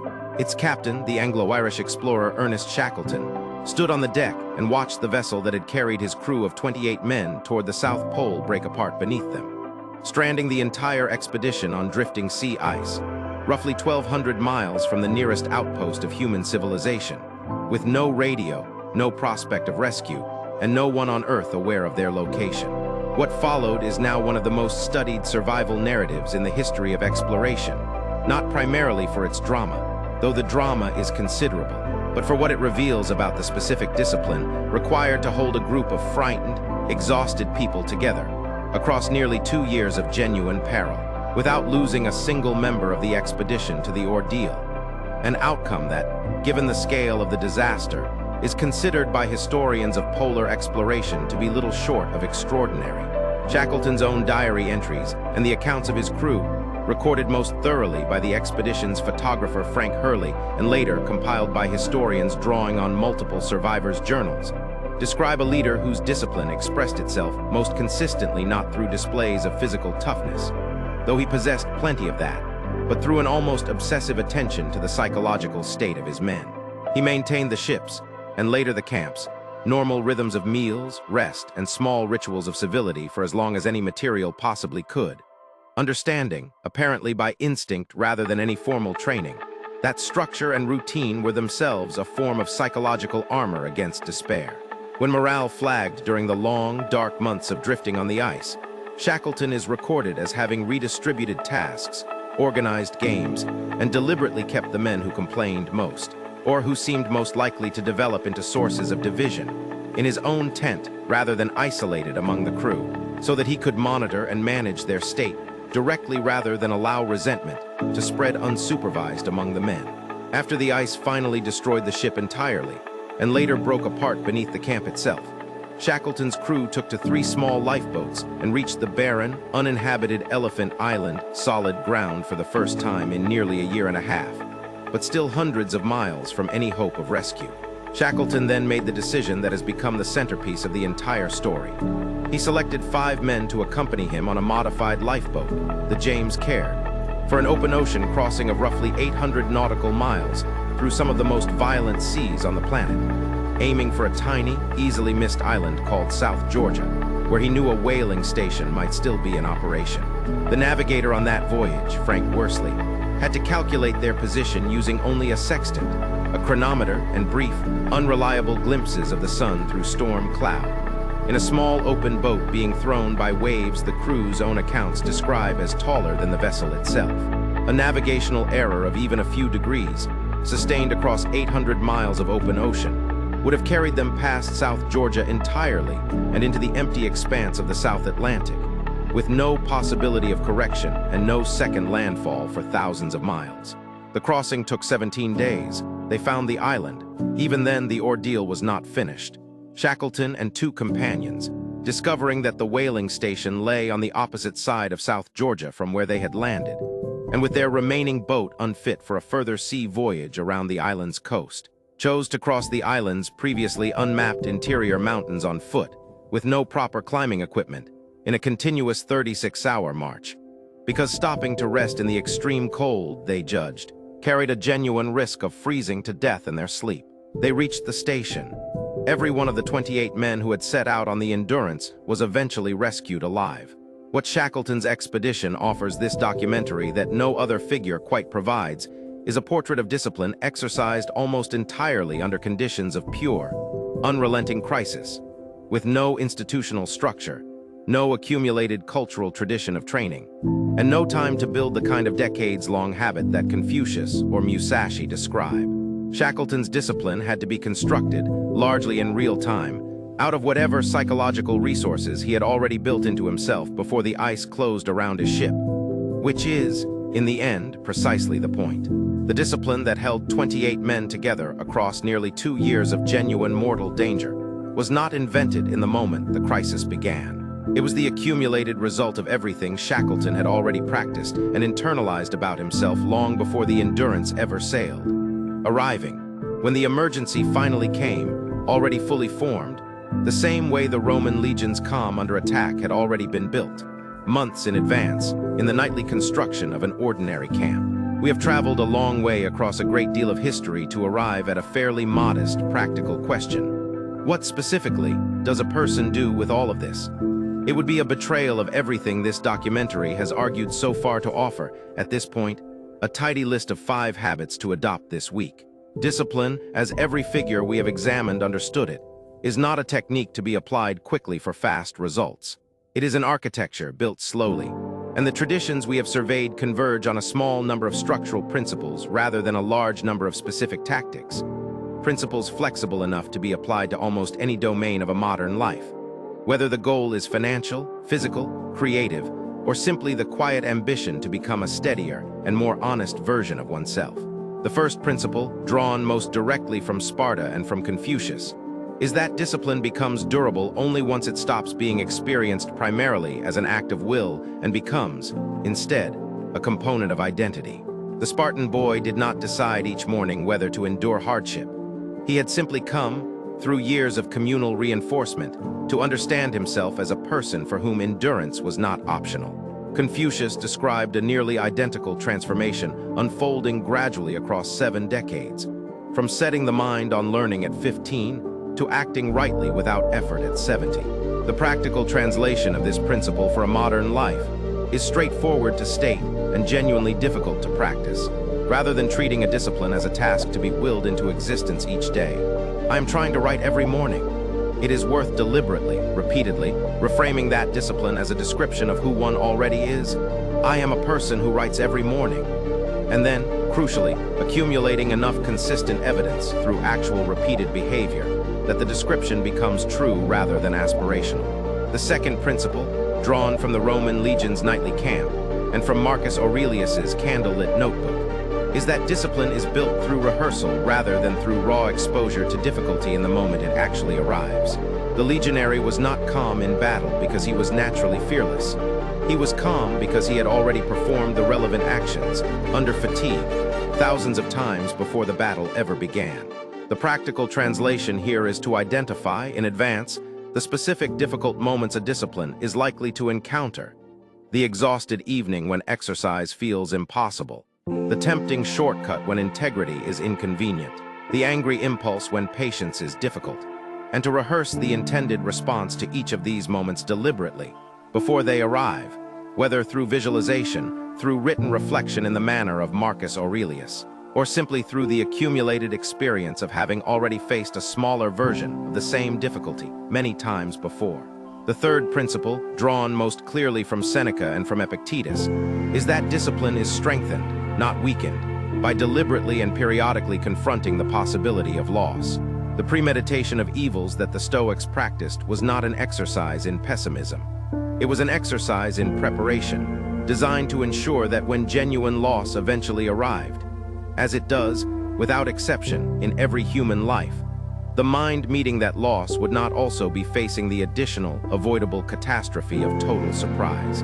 The practical translation is to resist the instinctive modern habit of avoiding all thought of difficulty or loss in the name of positivity, and instead to occasionally, deliberately, sit with the specific unwelcome possibilities a disciplined life is trying to guard against, examining them clearly enough that they lose some of the disproportionate power that vague, unexamined dread tends to hold over an unprepared mind. The fourth principle, drawn from Sun Tzu and from Buffett and Munger's investing discipline, is that a great deal of effective discipline consists specifically of the restraint not to act, sustained patiently across long stretches of time in which action would feel more satisfying than inaction, and in which an anxious observer, watching from outside, might easily mistake patience for passivity. The practical translation is to build in advance a clear and specific standard for the conditions under which action is actually warranted, the ideal pitch, in Buffett's phrase, so that in the long stretches of ordinary time when those conditions have not yet been met, restraint can be recognized correctly as the disciplined choice it actually is, rather than mistaken for failure of nerve. The fifth and final principle, present in some form across nearly every figure examined in this documentary, from Marcus Aurelius's nightly notebook to Lincoln's unsent letters to Buffett's annual shareholder correspondence, is the discipline of honest self-examination, conducted regularly and recorded in some durable form rather than left to memory alone. This is, in the end, perhaps the simplest and most immediately actionable principle of all. Some structured practice, however brief, of periodically reviewing one's own conduct against one's own stated standards, not to produce guilt, but to produce the same kind of honest calibration a legion's nightly inspection provided for its weapons, catching the small failures early, while they remain small before they compound into the kind of large failure that arrives, eventually, for every discipline maintained carelessly over a long enough span of time. A sixth principle, drawn directly from Franklin's speckled axe and Shackleton's frozen crossing, deserves to stand alongside the first five, because it corrects a misunderstanding that can otherwise undermine everything else in this chapter. The belief that discipline, practiced correctly, should begin to feel easy fairly quickly, and that continued difficulty is evidence of some personal failure in the method. Franklin's own ledger, kept faithfully for years, never stopped recording lapses. Shackleton did not walk onto the ice in 1915 already calm. His composure across nearly 2 years of genuine peril was assembled, largely under pressure, from habits and instincts he had been quietly building in himself for years before the endurance ever left port. And it did not spare him fear, only the paralysis that untrained fear tends to produce.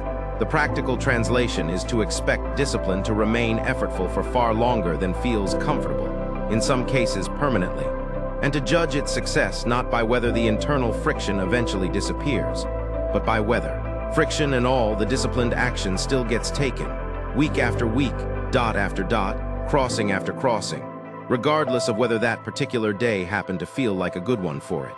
None of these 6 principles are difficult to understand. All of them are genuinely difficult to sustain, and that difficulty is not a flaw in the method. It is, if the entire history surveyed in this documentary teaches anything at all, the method itself. Discipline that came easily would not be discipline.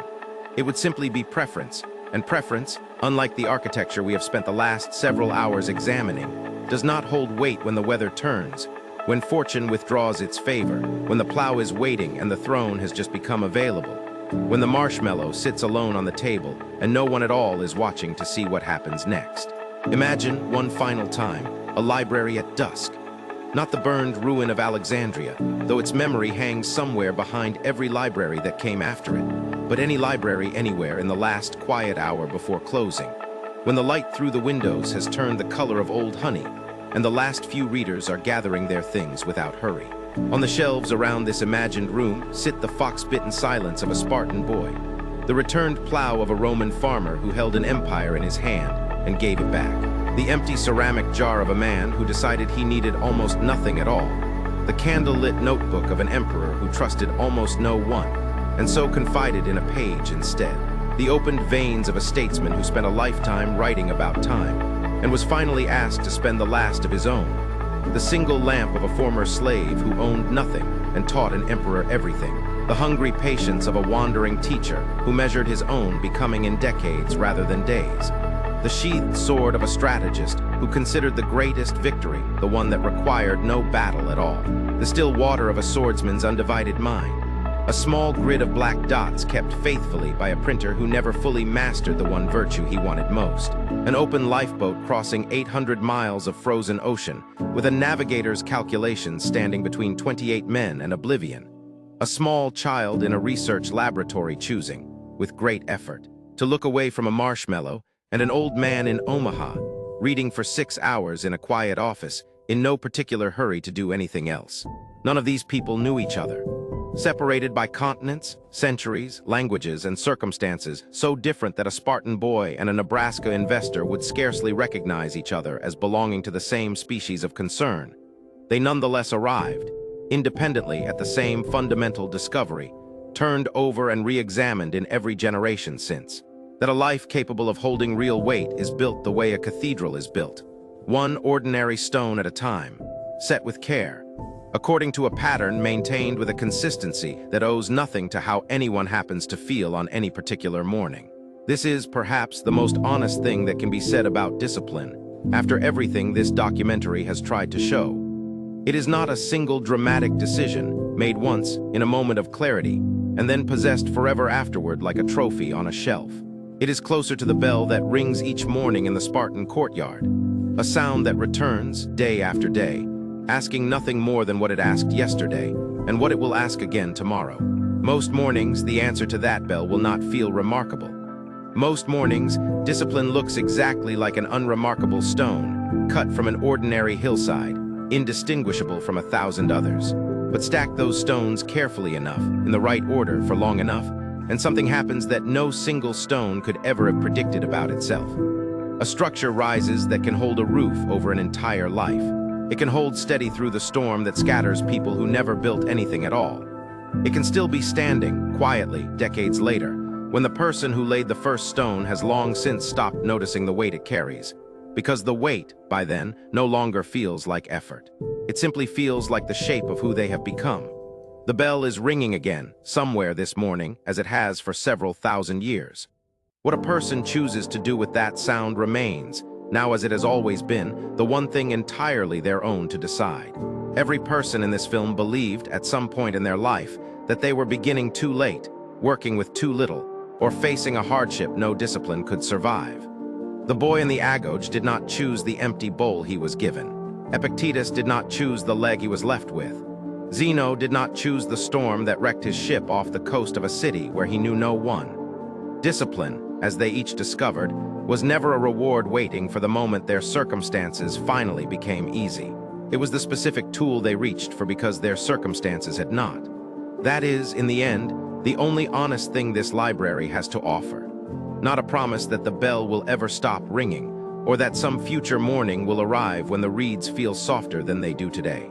Only the same quiet observation the Spartans made of their own sons, that the Romans made of their own farmer consul, that a crippled slave once made to a room full of students who had never known hunger, that the structure a person is capable of building, one ordinary morning at a time, is very often larger than the person laying that first stone can yet imagine. Somewhere on the shelf behind you, another manuscript is waiting to be opened. The library does not close. Walk quietly and take your time. End.